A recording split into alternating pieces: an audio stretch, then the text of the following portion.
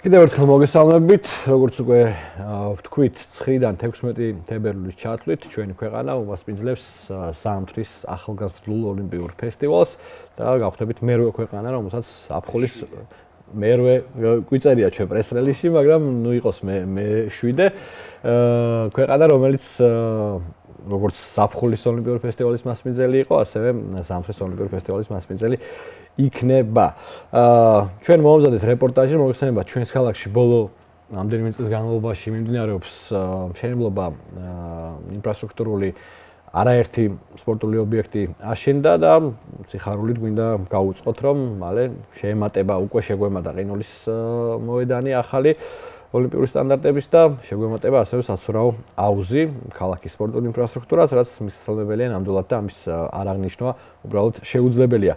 მოდით ნახოთ რეპორტაჟი, რომელიც ჩვენმა ჟურნალისტმა ზურაბ იასამიძემ მოამზადა აღნიშნულ სამუშაოებთან დაკავშირებით და შემდეგ უკვე გადავალთ აი ამ ფესტივალის უშუალო ორგანიზების საკითხებზე და ვისაუბრებთ იმაზე, თუ რას მოუტანს ზოგადად ეს ფესტივალი ჩვენს ქვეყანას.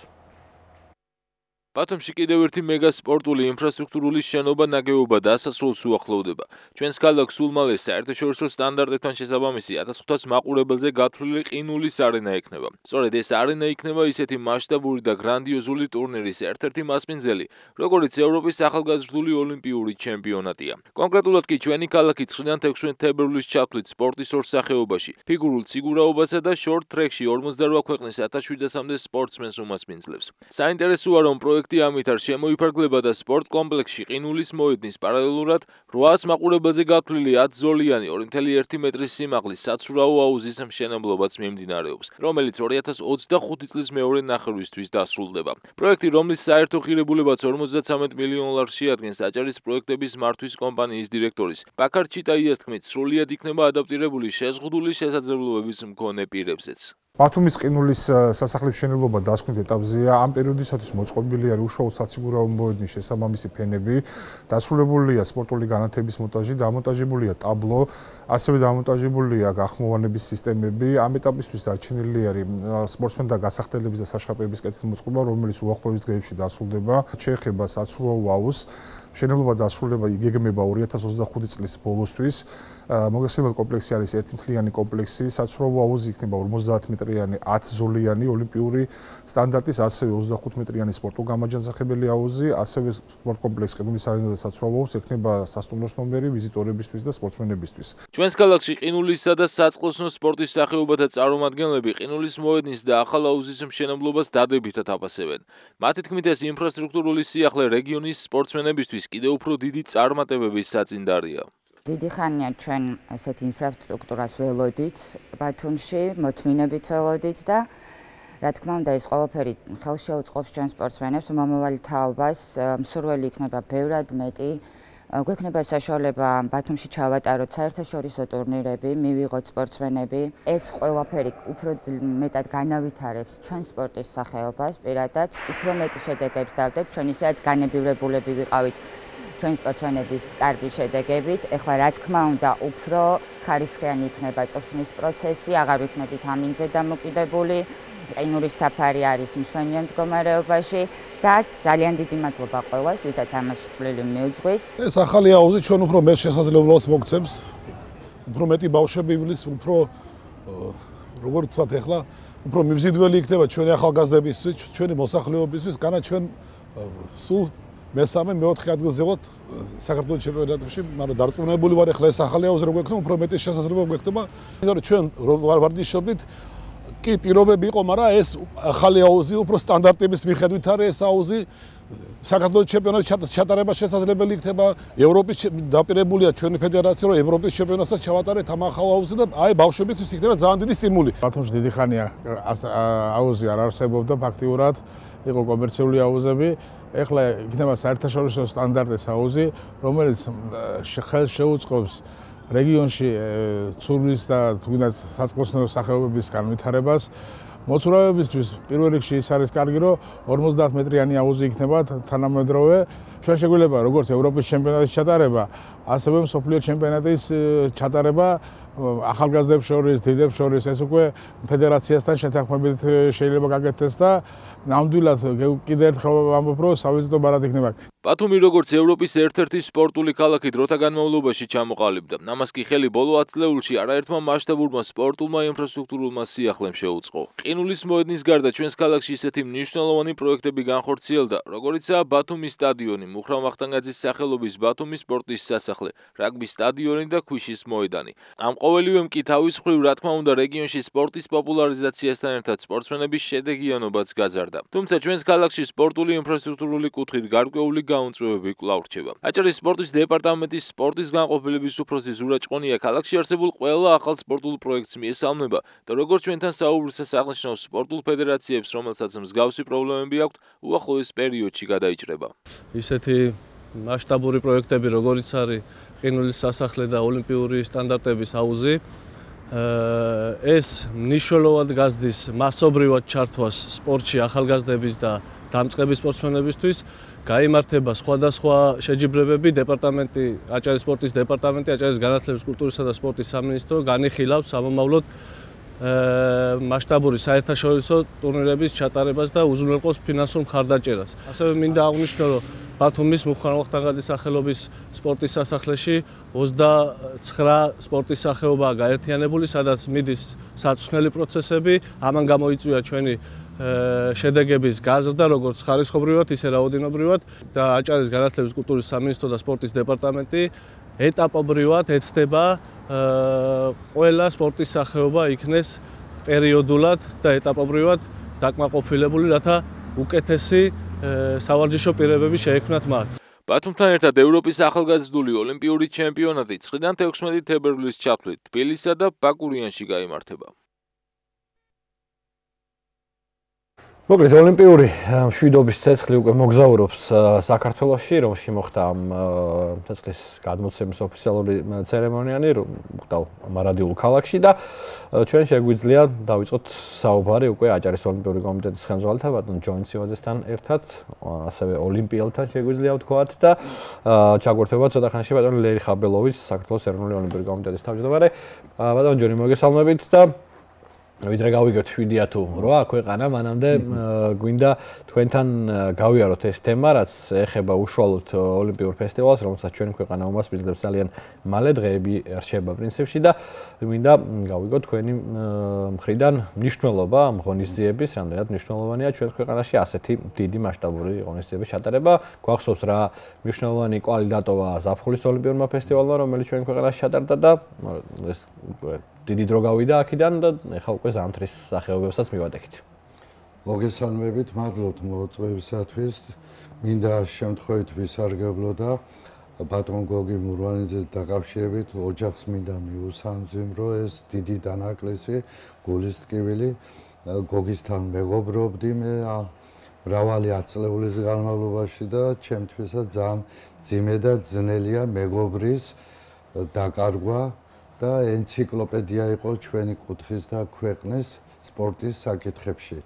ახლა რაც შეეხება ზამთრის ოლიმპიურ ევროპის ფესტივალს, წარმოიდგინეთ, რომ ჩვენმა მოსახლეობამ კუთხემ ქვეყანამ როიცოდეს 45 ქვეყნის წარმომადგენლები ჩამოვლენ აქა.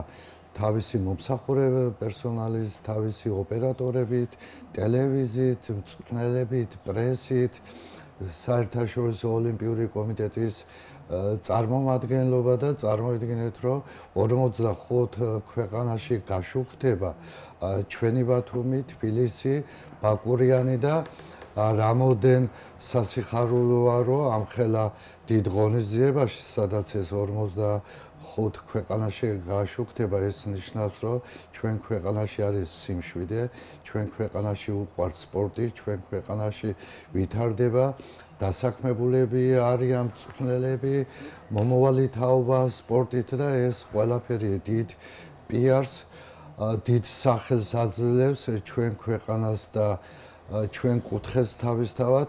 რაც თავარი არ ვითარებს ისე სპორტის სახეობებს, რომელსაც შეიძლება რაღაც 10 წლის წინ არ ქონდათ დიდი პოპულარობა და არ ქონდათ მასობრიობა გვაქვს ხედველობაში ზამთრის სპორტის სახეობები. ზამთრის სპორტის სახეობა და რა დიდ მიმართულებას და თანადგომას შემატებს ეს ჩვენი ყინულის სასახლე, ხო, რომელიც იყო, მაგრამ იმ დონის სტანდარტის არ იყო, რომ ჩატარებულიყო საერთაშორისო ტურნირები, ჩემპიონატები და ეს გვაძლევს, რომ ფესტივალს როცა ატარებს ქვეყანა, ხო, მას უკვე გზას ხსნილია ჩაატაროს ნებისმიერი მსოფლიოს რანგის, ევროპის რანგის ტურნირები, იმიტომ უკვე აპრობილებულია, გვენდობიან ჩვენ ევროპაში, მსოფლიოში და უკვე შეგვიძლია, რომ ისედაც ვატარებთ, მაგრამ ამის შემდეგ, ფესტივალის შემდეგ, ხო, შეგვიძლია ბევრი კუთხით ჩავატაროთ მსოფლიო ევროპის ჩემპიონატები. სხვადასხვა განაცხადებები შეიძლება დაიგზავნოს ამის შემდეგ, როცა ამ გამოცდას ჭალებში ეგრეთ წოდებულს ჩავაბარებთ. ბატონ ლერი ხაბელოვი შემოგვიერთება საქართველოს ეროვნული ოლიმპიური კომიტეტის თავმჯდომარე. თუ ყავს უკვე ხაზზე მივესალმებით მას და მადლობას ვეტყვით პირველ რიგში, რომ გვერდება დღეს განაცემაში. ბატონ ლერი, გამარჯობა, მოგესალმებით. პირველ რიგში გვინდა გაგვარკვიოთ, პატარა კამათი მოგვივიდა სტუდიაში და მერვე ქვეყანა ვართ თუ მეშვიდე, რომელიც ზაფხულის და ზამთრის ფესტივალს ერთად უმასპინძლებს, რომელია ჩვენში მართალი მე და ბატონ ჯონის შორის. მერვე ქვეყანა ვიქნებით, ვინც არა ზაფხულის სახეობა. ძალიან მნიშვნელოვანია ჩვენთვის, გვერდით რომ პირველად როდესაც ჩვენ შევიტანეთ განაცხადი ფაქტები მოპოვებული იყო და როდესაც თავისად ობიექტების შექმნა ძალიან მოიწვია იმ პერიოდში არ ქონდა მის გამოცდილება ერთობლივად ზაფხულის 2020-ში როდესაც მივიღეთ 4000 სპორტსმენად ყავდა ჩვენ სტუმარი. 50 ქვეყანა მიიღო მონაწილეობა, ვიზიტი ზამთრის სახეობაში 45 იღებს უკვე დადასტურებულია, ეს ძალიან დიდი რაოდენობა ზამთრის სახეობისთვის. რამე თუ ვიდა ტელემაყურებაში შევახსენე, რომ ზაფხულის ოლიმპიურ თამაშებზე მეტი ქვეყანა არის ჩართული, ვიდრე ზამთრის სახეობებში. ეს არის ერთ-ერთი როიტყვიან ძალიან რეკორდული მაჩვენებელი, თუ გავითვალისწინებთ, რომ კიდევ ორი ქვეყანა ამოვარდნილია და თუ აუცილებლად ქონდათ ვიტყვიან ინტერესი რომ მიიღოთ მონაწილეობა ჩვენ ღონისძიებაში, სამწუხაროდ ამ ეტაპზე ვერ მოხერხდა. პატარა ქვეყნები, რომელსაც არ ყავთ წარმომადგენლები ზამთრის სახეობებში. კი, ჩვენ მინდა ტელემაყურებელს უთხრა, ჩვენ ყველა ღონისძიებაში აქტიურად ვიღებთ მონაწილეობას, ეს იქნება ახალგაზრდული იქნება თუ დიდი ოლიმპიური თამაშები, თქვენი რომ ჩვენ პატარა მოგზაურობის წარმატებები გვაქვს პირველ სტრიაში, თქვენი იცით რომ გუნდური მე-6 ადგილი დაიკავა პეკინის ოლიმპიურ თამაშებზე, ყავს ევროპის ჩემპიონი და ამ რანგის ღონისძიებისთვის ახლა ჩვენ რასაც ვატარებთ ზამთრის ახალგაზრდული ფესტივალში 3 მედალოსანი ყავს. იმედია რომ ჩვენს გვეყოლება მედალოსანი ესე გეგმავთ ასე ვთქვათ, შეიძლება ითქვას და ალბათ ერთი მედალი მაინც უნდა მოვიპოვოთ. მაგრამ ძალიან მნიშვნელოვანია თუ რაც აღნიშნეთ და რაც გააკეთეთ სიუჟეტი, ეს არის ობიექტების შექმნა, რამე თუ ჩვენი ახალგაზრდები მიისწრაფიან და უნდათ რომ მიიღოს ზამთრის სახეობაში მონაწილეობა, არის დიდი მოთხოვნა და სწორედ ეს გამოძახილია, ეს დავამტყუეთ ესე ფესტივალი, რამე თუ დავიწყოთ და ბიზგი მივცეთ ზამთრის სახეობის განვითარებას. რაც შეეხება ბათუმს, ძალიან დიდი მადლობა მინდა გადაუხადო ბათუმის მთავრობას, ეს თქვენით რომ აქტიურად ყველა ხარჯი გაიღო სახელმწიფო, ეს იყო 100 მილიონი, რომელიც ჩაიდო ამ ღონისძიებებისთვის და აჭარა როიტყვია ხარში ამოგვიდია, სწორედ იყო რომ ერთი დარბაზი, რომელიც გვიჭირდა თქვენ ისე თბილისში და ბაკურიაში გაკეთებული იყო და რომ აჭარა მზად ქონდა 1000 ქუჩაზე ის ობიექტი, რომელზეც თქვენ საუბრობთ, ავე კომპლექსური ობიექტი იქნება და ცალკე ყინულიც შევა და თავის სტანდარტებით და ძალიან მნიშვნელოვანი იყო ხარში ამოგვიდეთ. კიდევ ერთხელ მინდა აჭარის ხელისუფლებას დიდი მადლობა გადაუხადო ამ თანადგომისთვის. და იმედია რომ ჩვენ ამ ღონისძიებას ჩავატარებთ მაღალ დონეზე, რამე თუ უკვე გვაქვს ეს რომ ნახეთ ჩვენ რა გაკეთდა, იგივე ბათუმში, თბილისში, ბაკურიანში ობიექტები მზად არის, რომ ჩვენ სპორტსმენები მივიღოთ ღონისძიებას ჩავატაროთ მაღალ დონეზე და იმედია იგივე გამოძახილი იქნება, რაც იყო 2015-ს, როდესაც ჩვენი ღონისძიება შეფასდა ძალიან მაღალ დონეზე ამ რანგის შეჯიბრებების, რა თქმა უნდა, და ალბათ ზამთარშიც იგივე როიტყვიან იგივე შედეგი გვექნება. ბატონ ლერი, სპეციფიურია ზამთრის სპორტის სახეობები, განსაკუთრებული მნიშვნელობა ყოველთვის ექცევა იგივე, რა ვიცი, ევროპის ოლიმპიური კომიტეტი იქნება თუ სხვა, უსაფრთხოებას განსაკუთრებული მნიშვნელობა თუ ზაფხულთან შედარებით კიდევ უფრო მეტად არის გამახვილებული ყურადღება და თქვათ როგორი შეფასება მიიღო აი ამ ინფრასტრუქტურულმა პროექტებმა, რომელიც ჩაბარებულია პრინციპში უკვე მზად არის, აი ამ რომში შეხვედრაზე როცა იყავით ჩასულ. რაც შეეხება თვითონ ობიექტებს, ახლა მინდა გითხრათ, რომ ამ ღონისძიებისთვის ერთ საუკეთესო ობიექტები შევქმნით. და თვითონ სპეციალისტები, თქვენ ის რომ სპეციალისტები დაკლებულობენ თქვენ სწორებზანეთ რომ ამ დარგში, ამ სპორტის სახეობაში დიდი გამოცდილება არ აქვს, თუმცა ის სპეციალისტები, რომელიც მომგრებული იყვნენ ევროპიდან, ყველა მაღალი შეფასება მისცა ჩვენ ობიექტებს. იგივე ბათუმი მაღალი შეფასება, თბილისში აშენდა ახალი დარბაზი აშენდა ოლიმპიური პარკის მიმდებარე ტერიტორიაზე, უნიკალური შენობა არის, ნახავს მაყურებელი იხილავს მე რა გაკეთდა. და იგივე შეიძლება ითქვას ბაკურიანში ბეისბოლი იმის გასრავად რომელიც გაკეთა ბაზა, რომელიც შეიქმნა ბიატლონის ერთ-ერთი საუკეთესოა და მინდა მაყურებელს შევახსენო რომ ეს ის ბაზა, როდესაც საბჭოთა პერიოდში ვერ დამთავრდა, ბოლომდე ვერ მივიყვანეთ, ვერ მიყვარს სპონსორები და დღეს უკვე ოფშია და ჩვენ სათავარ სპორტსმენები მივიღოთ. აქაც მაღალი შეფასებაა და იგივე სპეციალისტები იძახიან რომ ჩვენც აუცილებლად მივიღებთ შეჯიბრშიც, შეკრებებშიც მონაწილეობას, რამე თუ არის ერთ-ერთი უნიკალური კომპლექსი. ფაქტობრივად ჩვენ იმ ნაწილში ჩვენ მინიმალურად საფრთხილამურ სპორტსმენია შევეხო იქ თქვენ ისე რომ რამოდენიმე ეტაპი ჩავატარეთ ბატონო საუბრობთ თასის მზად არის აქ მაგრამ იქ პრობლემა არ არის ტესტირება გავლილი ქონა და დატარებული ღონისძიება მაღალ დონეზე და იმედია რომ ეს ღონისძიება რაც ჩვენ მიზანი ქონდა სპორტულ საზოგადოებას სახელმწიფოს ვფიქრობ რომ მივახციეთ ამ მიზანს რომ შეიქმნა ობიექტები, სადაც ჩვენი ახალ სპორტსმენები მივიღებთ, რა თქმა უნდა, სპეციალისტებს ჩვენ როიტყვიან დავატრენინგებთ, ვეყოლება მაღალი რანგის სპეციალისტები და მოთხოვნა ახალგაზრდებისგან ძალიან დიდია და ამას როიტყვიან სახელმწიფო უზრუნველყოფს. აი საინტერესო საკითხი იყო ტრენინგები და სპეციალისტების, თქვათ, სიმცირე არის თუ არა ზოგადად სამთრის სპორტის სახეობების მიმართულებით. იგივე ჩვენ აქ ბათუმის ყინულის სასახლეზე ვსაუბრობთ, რომ სადაც, თქვათ, არის გარკვეული მწვრთნელთა კორპუსი, საინტერესო გამოცდილებით, სხვა მიმართულებებით, სხვა სპორტის სახეობებში, იგივე ბიატლონი ახსენეთ თქვენ და აქ არის, თქვათ, ფიგურებით რბოლა და ასე შემდეგ, ბევრი სხვადასხვა სახეობა, დიდი არის სპექტრი სახეობების სამთრის სპორტის. ამდენად გვაქვს ფუფუნების საშუალება, თქვათ, სპეციალისტების მხრივ.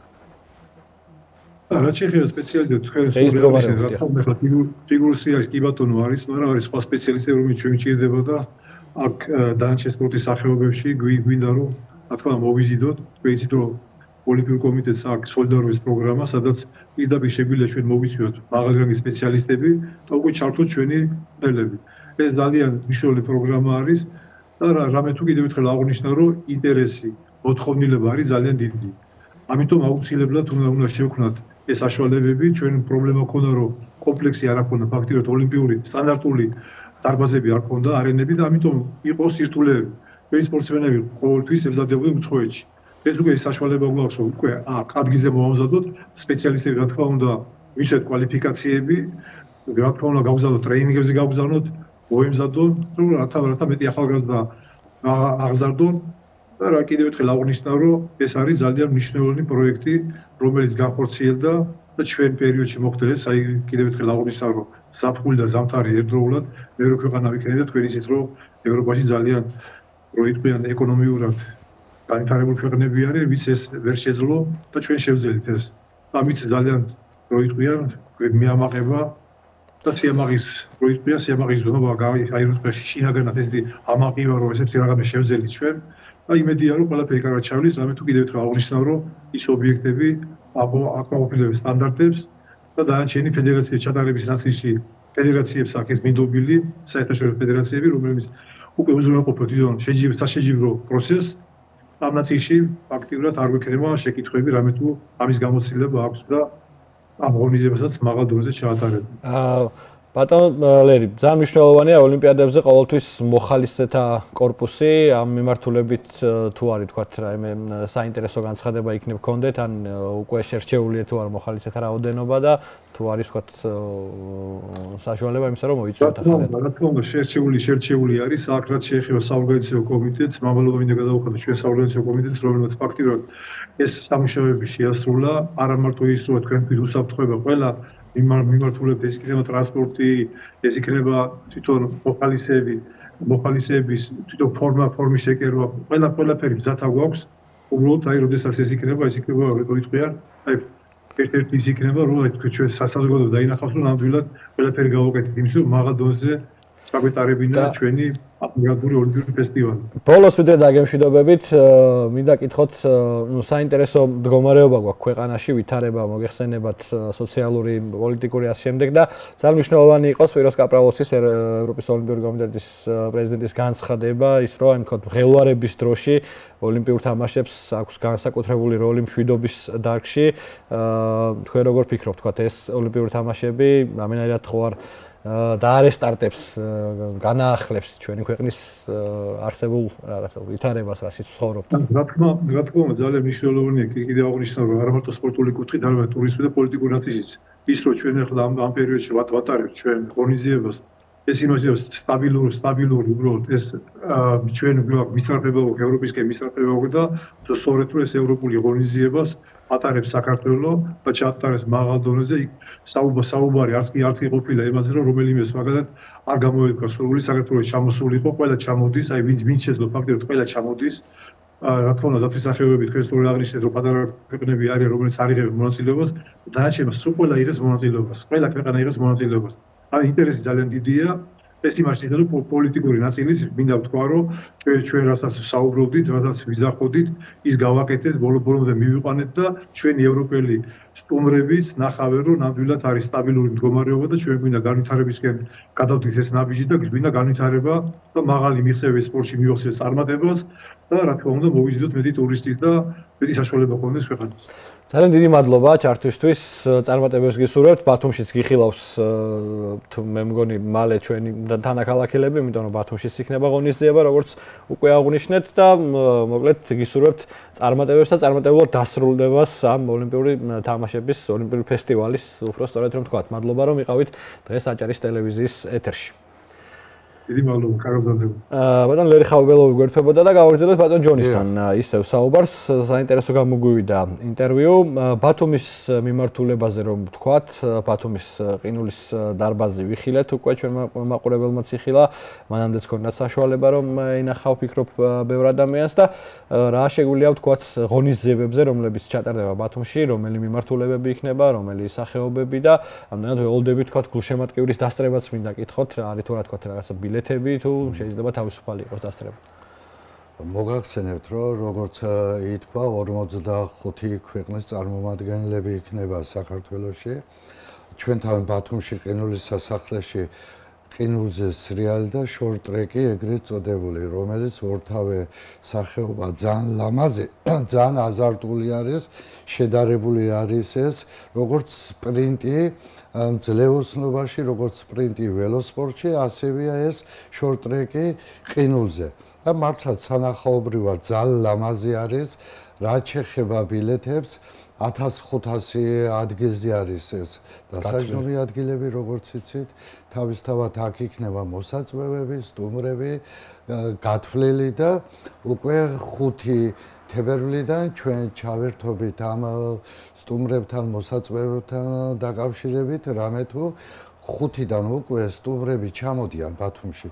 სპორტსმენები, მსმენელები, ჟურნალისტები, ოპერატორები უკვე ბათუმში დავინახავთ, რომ ეს სტუმრიანობა დაგვეწყო 5-დან.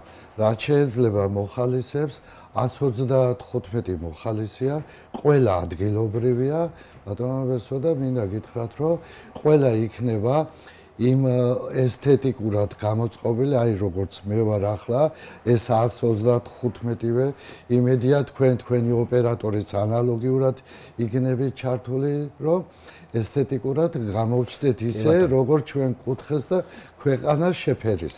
ბატონ ჯონი, მინდა კითხოთ აი ამ დარბაზზე, რომელიც აშენდა, შემდეგი ყოველთვის რაღაცა დიდი ინფრასტრუქტურები, დიდი ობიექტები, როცა შენდება, განსაკუთრებით ფეხბურთზე გვაქვს ჩვენ ანალოგია გაკეთებული, სტადიონები, ხშირად თქვათ, შემდეგ უკვე მათი გამოყენება და დატვირთვა ვეღარ ხდება ისე, როგორც თქვათ, ხდებოდა იმ ღონისძიების ფარგლებში. რა ბედი ეწევა აი ამ კომპლექსს და რამდენად იქნება დატვირთული მისი ფუნქციონირება? ესე ყველანაირი საფუძველი უკვე არსებობს აჭარის ფედერაციამ ჩვენმა ციგურაობის ეროვნულმა ერთობლივად უკვე შეიმუშაოს, დაგეგმოს ღონისძიებები, ევროპის თასი იქნება, მსოფლიო თასი იქნება, უკვე ყველანაირი გზა ახსნილია ამ ოლიმპიური ფესტივალის ჩატარების შემდეგ და ეროვნული ოლიმპიური კომიტეტი თავის ტყავად გზა და ხიდა წინა მანათობელი ვარ ჩვენ სპორტის ყველანაირი თანადგომარი ექნება ჩვენგან რომ ბათუმში ჩატარდეს მაღალი დონის ღონისძიებები უკვე ყველანაირად გზახსნილი ექნება ჩვენ ქალაქს ამ კუთხით. ცოტა დრო გრჩება თან დაიჯესტი გვაქვს წინ და მინდა მოვასწრო შეკითხვების დასმა სხვა თემებზეც, არა ვთქვათ იმ ფესტივალზე, ზოგადად ოლიმპიურ სულზე, რომელიც აჭარაში ყოველთვის საკმაოდ მაღალი იყო და ყოველთვის არის გამოწვევები ამ მიმართულებით, განსაკუთრებით ვთქვათ ოლიმპიურ წელს 2024 წელს სამწუხაროდ მედლის გარეშე დარჩა ჩვენი რეგიონი, მაგრამ საერთოდ ჯამში ქვეყანამ ბევრი მედლები მოიპოვა ოლიმპიადაზე საკმაოდ დიდი რაოდენობით. თქვენი შეფასება და ვთქვათ რაღაცა გასაკეთებელი საქმეები იმ მიმართულებით ვიდრე მივალთ ლოს-ანჯელესამდე, როგორც საუბრობთ გადაცემის დაწყებამდე. ესე იგი, როგორც თქვენი იცით, პარიზში 206 ქვეყანა მონაწილეობდა, 206 ქვეყანაში ჩვენმა ქვეყანამ დელეგაციამ 24 ადგილი დაიკავა და დამერწმუნებით ეს მართლაც ისტორიული მომენტია. ძალიან წარმატებული წელი გქონდა ყველა სპორტში გამორჩეულად და იმედი გვაქვს ამის საფუძველს ჩვენ გვაძლევს ეს განვლილი წელი, ის ჩადებული ფუნდამენტი ყველა სპორტში ფედერაციაში სპორტსმენებში, რომ 28 წელს ლოს-ანჯელესში უკეთესად კიდო გამოვიდეთ და ის დევიზი არსად არ წასულა 2012 წლიდან რომ საუბრობ, უკეთ ვიდრე ლონდონში და სადაც ბატონი ლერია, იქ მხოლოდ გამარჯვებებია, ამ დევიზით მოვდივართ და შემიძლია დავარწმუნო ყველა თქვენ თავისთავად იცით და დაგვეხმარებით ამ გაშუქებებში მეც წარმოდგენაში ჩვენი სპორტსმენების კუთხის სახეობების რომ მოსახლეობა მეკდება მეტი ლიცენზიები აუცილებლად გვექნება და წარმატებებიც მეტი გვექნება ჩვენ უკვე მოვასწროთ ასევე მინდა ქვიშის სახეობათა წარმატების აღნიშვნაც განსაკუთრებით გასული წელი იყო საინტერესო თქვენ ჩართული ხართ ამ მიმართულებითაც ვიცით რომ ოლიმპიურ კომიტეტს აქვს სპეციალური პროგრამა ქვიშის სახეობების განვითარების მიმართულებით და რა შეგიძლიათ გითხრათ წელს რა ღონისძიებები გველოდება ქვიშის სახეობაზე მეცაც გეტყვით მომავალ წელს 26-ში არის სოფლიო თამაშები, სადაც ქვიშის ჭიდაობა არის შეტანილი, უკვე დაამტკიცა ეს ამოღებულია თავისუფალი ჭიდაობა და შეიტანეს ქვიშის ჭიდაობა. აგრეთვე 27 წელს ევროპის დიდი ოლიმპიური თამაშებზე სტამბულში ქვიშის ჭიდაობა შეიტანეს, რამე თუ ძალიან პოპულარული გახდა და მე ძალიან მადლობელი და ამაყივა რომ ამ დიდ პოპულარობაში, ამ დიდ წარმატებებში ჩვენ ქალაქს, ჩვენ კუთხეში აქვს დიდი მონაწილეობა აქვს ამ წარმატებებში.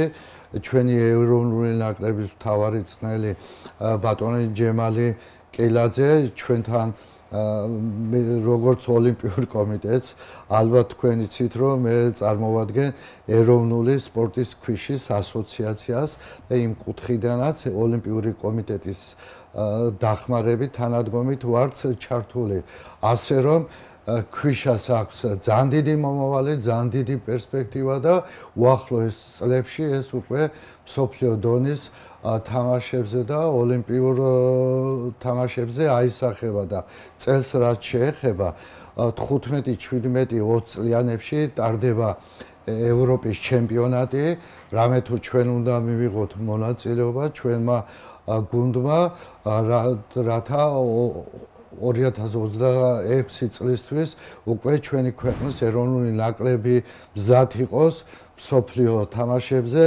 ლიცენზიას უკვე აღარ ვსაუბრობთ, ჩვენ პირდაპირ მედლებზე ვსაუბრობთ, რამე თუ განებიურებული გვყავს ჩვენ ყველა ჩვენი დიდი წარმატებებით. ძალიან დიდი მადლობა, სამწუხაროდ დრო გვეწურება, წინ კიდევ გველის მიმოხილვა სპორტული სიახლეების, მე ბატონ ჯონ სევაძეს ვემშვიდობები და უსურვებ წარმატებულად ჩატარებულ ღონისძიებას ბათუმში და სრულიად საქართველოში, რა თქმა უნდა, ოლიმპიურ ფესტივალს გულისხმობთ და მე პირადად გემშვიდობებით მომავალ ორშაბათამდე, გიტოვებთ ლანა ჯაფარიძეს, რომელიც გაგვაცნობს გასული უქმეების საინტერესო სპორტულ სიახლეებს. ლანა, მოგესალმებით. მოგესალმები ბესო, მივესალმები ჩვენს მაყურებელს. დღეს გასული უქმების საინტერესო სპორტულ ამბებს მოგიყვებით. სამწუხაროდ 75 წლის ასაკში გარდაიცვალა ჩვენი კოლეგა სპორტული ჟურნალისტი გოგი მურვანიძე. მას 55 წელი საზოგადოებრივი მაუწყებლის აჭარის ტელევიზიასა და რადიოში აქვს გატარებული. მუშაობდა მხატვრულ, მუსიკალურ, დრამატულ გადაცემათა მთავარი რედაქტორის თანამდებობაზე. ტელევიზიის მაუწყებლობის დაწყებიდან დღემდე კი აშუქებდა სპორტს. არის აჭარის და საქართველოს დამსახურებული სპორტის მოღვაწე. ასევე საქართველოს სპორტულ ჟურნალისტთა ასოციაციის წევრი.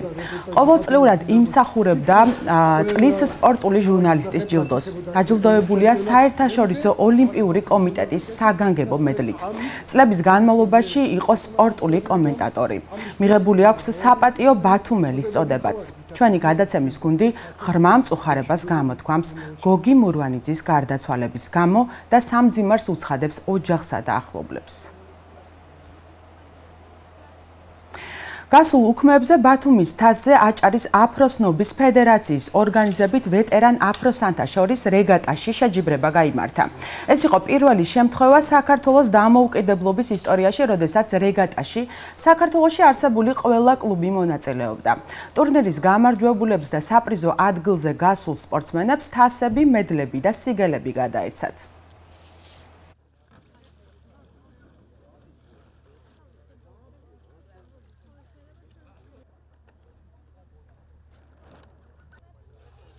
ჩვენთვის მნიშვნელოვანია სპორტული თვალსაზრისით ეს ღონისძიება, ვინაიდან ხდება ამ სპორტის სახეობის კიდევ უფრო მეტად პოპულარიზაცია, მისი განვითარება, უფრო მეტი ახალგაზრდობის მოზიდვა ამ სპორტის სახეობაში და თავისთავად ეს სპორტის სახეობა არის სანახაობრივად მიმზიდველი, რაც ძალიან უხდება ჩვენ საყვარელ ბათუმს. მე მინდა სამინისტროს სახელით კიდევ ერთხელ დავადასტურო, რომ ჩვენ მზად ვართ მხარი დაუჭიროთ ყველა მსგავს წამოწყებას. UFC-ს ქართველი მებრძოლი რომან დოლიძე ორგანიზაციაში მორიგ ბრძოლას იტალიელი მარვინ ვეტორის წინააღმდეგ გამართავს. საშუალო წონის დაპირისპირება ლას-ვეგასში 16 მარტს ჩატარდება. ბრძოლა 5 რაუნდიანია და დღის მთავარი ღონისძიება იქნება. ვეტორისა და დოლიძისთვის ეს მეორე ჩხუბია. პირველი ბრძოლა 2023 წლის 18 მარტს გაიმართა და მაშინ გამარჯვება იტალიელს დარჩა. ამ დროისთვის რომან დოლიძეს MMA-ში საერთო ჯამში 14 გამარჯვება და 3 მარცხი აქვს. რაც შეეხება ვეტორს, მან შერეულ ორთაბრძოლებში 27 შეხვედრა ჩაატარა, საიდანაც 19 ჯერ მოიგო, 7 ჯერ დამარცხდა. ხოლო ერთი დაპირისპირება ფრედ დაასრულა. დოლიძე საშუალო წონის რეიტინგში ამჟამად მე-10 ადგილზეა, ხოლო ვეტორი მე-7 პოზიციას იკავებს. ბათუმელმა ძიუდოისტმა საბა ბოლქვაძემ საქართველოს ჩემპიონატზე 18 წლამდელ ჭაბუკთა შორის ბრინჯაოს მედალი მოიპოვა. ამ დროისთვის კი სპორტსმენი ანტალიაში გასამართი ევროპის თასისთვის ემზადება, სადაც გასული წლის შედეგის გაუმჯობესებას ეცდება. ცნობისთვის ძიუდოში 30 იანვრიდან საქართველოს ჩემპიონატი უკვე უმცროსი ასაკის ჭაბუკთა და ახალგაზრდებს შორის გაიმართება, სადაც ბათუმის სპორტის სასახლის 15-მდე გოგონა და ვაჟი იასპარეზებს. ძალიან ბევრს ვემზადებოდი ამ შეჯიბრისთვის, საქართველოს ჩემპიონატისთვის. თითქმის მთელი წელი ვემზადებოდი ამ შეჯიბრისთვის და ძალიან ბევრი შრომა ჩავდე და უფრო მეტად ჩემპიონობა მინდოდა, მაგრამ არ გამოვიდა ამ წელს და მომავალში უკვე მოვახერხებ ჩემი შრომით და თავდადებით, რომ ჩემპიონი გავხდე. ამ მედალით უკვე ყოფილი არ ვარ, მაგრამ ევროპის თასებზე გამოვასწორებ და ევროპის ჩემპიონატზე, სოფლიო ჩემპიონატზე უკვე კარგი შედეგი დავდოთ. საბას ჭიდობით მე ძალიან უკმაყოფილი ვარ, საბაგან ბევრს მოველოდებოდი ნამდვილად. სულ ცოტა ფინალი უნდა გვეჭიდავა და მაგის ღირსები ვიყავით, რომ ჩვენ ფინალში გავსულიყო, რაღაცა შეცდომები იყო. ჩემთვისაც კარგია, რომ რაღაცები დავინახე, ჩემი გამოსასწორებიდან საბას მხრიდანაც იყო რაღაცები და იმედია ევროპული ერთობლივი შრომით, წვალებით მე და საბა ვიშრომეთ, ვიწვევთ, რომ ის შეცდომები აღმოვხვრათ და რაც შეეხება საბას ევროპის თასებს, იქნება ანტალიის ევროპის თასი გვექნება უახლოეს მომავალში. მე გვექნება თელავის ევროპის თასი და რა ვიცი ამ ორ შეჯიბრზე იმედია უკეთესად გამოვაჩენ ჩვენ თავს და წელს დიდი შეჯიბრებია ევროპა, ბავშვთა ოლიმპიადა და სოფლიო ჩემპიონატი, სადაც ერთ-ერთი წარმომადგენელი იმედი ღმერთის წყალობით გვეყოლება საბა რა. და ჩვენ კუთხეს ასახელებს ნამდვილად მაგის ბჭერა. საქართველოს ფუტზალის ეროვნული ნაკრები ევროპის ჩემპიონატის საკვალიფიკაციო ეტაპის მეინ რაუნდის მესამე და მეოთხე ტურის შეხვედრებს ბულგარეთის წინააღმდეგ გამართავს. 31 იანვარს ჩვენი ნაკრები მეტოქეს თბილისში უმასპინძლებს, ხოლო 4 თებერვალს კი მატჩს უკვე სტუმრად ჩაატარებს. საქართველოს ნაკრებმა აღნიშნული მატჩებისთვის მზადება უკვე დაიწყო. ჩვენი გუნდის მთავარმა მწვრთნელმა ავთანდილ ასათიანმა შეკრებაზე 16 ფეხბურთელი გამოიძახა. ცნობისთვის ევროპის ჩემპიონატის საგზურს მეინ რაუნდის 10 ჯგუფის გამარჯვებული მოიპოვებს. 8 საუკეთესო მეორე ადგილოსანი კი ბრძოლას პლეი-ოფში გააგრძელებს. ბულგარეთში ქალაქ პლოვდივში ხმლით მოფარიკავეთა შორის გამართულ მსოფლიო თასზე საქართველოს ნაკრები პლანეტის საუკეთესო 8 გუნდში მოხვდა. ჩვენმა ნაკრებმა მეხუთე მერვე ადგილებისთვის ბრძოლაში ჰონგ-კონგის გუნდს 45-34 მოუგო და ტურნირზე მე-7 ადგილი დაიკავა. მსოფლიო თასზე გუნდურ შეჯიბრებაში საქართველოს სახელით იასპარეზეს სანდრო ბაზაძემ, ბექა ბაზაძემ, ვახტანგ არჩვაძემ და ალექსანდრე თავართქელაძემ. შეგახსენებთ, რომ ტურნირის პირველ დღეს ხმლით მოფარიკავე სენიორებს შორის სანდრო ბაზაძე ბრინჯაოს მედლის მფლობელი გახდა. შერეულ ორთა ბრძოლებში მორიგი შეხვედრა გამართა ბათუმის კრივის აკადემიის წარმომადგენელმა რუსლან ბოლქვაძემ. ქართველმა მებრძოლმა ამჯერად ჩინურ ორგანიზაცია JCK-ში მიიღო მონაწილეობა და ადგილობრივი სპორტსმენი რეიტინგის მე-6 ნომერი იუჰან ჩანგიმ საჯდა ერთსულოვანი გადაწყვეტილებით დაამარცხა. ეს რუსლანის კარიერაში ზედიზედ მე-10 გამარჯვება გახლდათ. ბოლქვაძე მორიგ სარეიტინგო ბრძოლას მარტში ისევ ამ ორგანიზაციაში ჩაატარებს. ძალიან ახლო ბრძოლა იყო, მაგარი ბრძოლა იყო, 3 რაუნდი, ნამდვილი ომი იყო, შემიძლია ვთქვა. მეტოქე იყო ძალიან გამოცდილი, იმ ორგანიზაციის მე-6 ნომერი იყო, ეს იმას ნიშნავს, რომ მას ჰქონდა ძალიან ბევრი ბრძოლა ჩატარებული და რა თქმა უნდა ზედიზედ გამარჯვებები. ეს მისი გამოცდილება ისახა ოქტაგონში, 3 რაუნდი ვიბრძოლეთ ახლო ბრძოლაში, მაგრამ დავამარცხე ის, 2 რაუნდი მოვუგე, 1 წავაგე სამწუხაროდ. 2 კამარი მაქვს, GFC-ის და ANFC-ის კამრის მფლობელი ვარ, მესამე კამარს ვუმიზნებთ JCK-ის კამარი, რომელიც არის ჩინური ორგანიზაცია და ძალიან მაღალი დონის ორგანიზაცია. ამ კამრის მოპოვების შემდეგ 95% კონტრაქტის გაფორმების შემდეგ უკვე ძალიან ვარიანტი არის დიდი, რომ მოვხდე UFC-ში. რუსლანის მეტოქე იყო მე-6 ნომერი ჩინეთის რეიტინგში. სუბუქცორათა კატეგორიაში. ამიდან გამომდინარე, რუსლანი როგორც კი დაამარცხა ეს მეტოქე, ტოპ 10-ში შევიდა. სავარაუდოდ ჩვენი მეტოქეს პოზიციას დაიკავეს და მე-6 ნომერი იქნება ჩინეთში. ძალიან მყარი ძლიერი მეტოქე იყო, ძალიან კარგად იმუშავა, თუმცა ინიციატივა და ჭიდაობა ჩვენს მხარეს იყო, ამიტომ გამარჯვებით დასრულდა ჩვენ. ბათუმის დინამომ თურქულ შეკრებაზე მეორე შეხვედრა პოლონურ მოტორთან გამართა და 1-2 დამარცხდა. ანგარიში მე-20 წუთზე ჯეკ ნდაიმ გახსნა და მოტორი დააწინაურა. 46 წუთზე კი პოლონელებმა სეგლარცის გოლით უპირატესობა 2-მდე გაზარდეს. მატჩის საბოლოო ანგარიში კი 77 წუთზე მოტორის მცველმა ედემ ავტოგოლით დააფიქსირა. მომდევნო ტესტ მატჩს დინამო ბათუმი 28 იანვარს დანიური ვეილეს წინააღმდეგ ჩაატარებს. მატჩის პირდაპირ რეპორტაჟს აჭარის საზოგადოებრივი მაუწყებელი შემოგთავაზებთ. დღეისათვის ეს ბოლო სპორტული სიახლე იყო. მე მომავალ ორშაბათამდე გემშვიდობებით, ნახვამდის.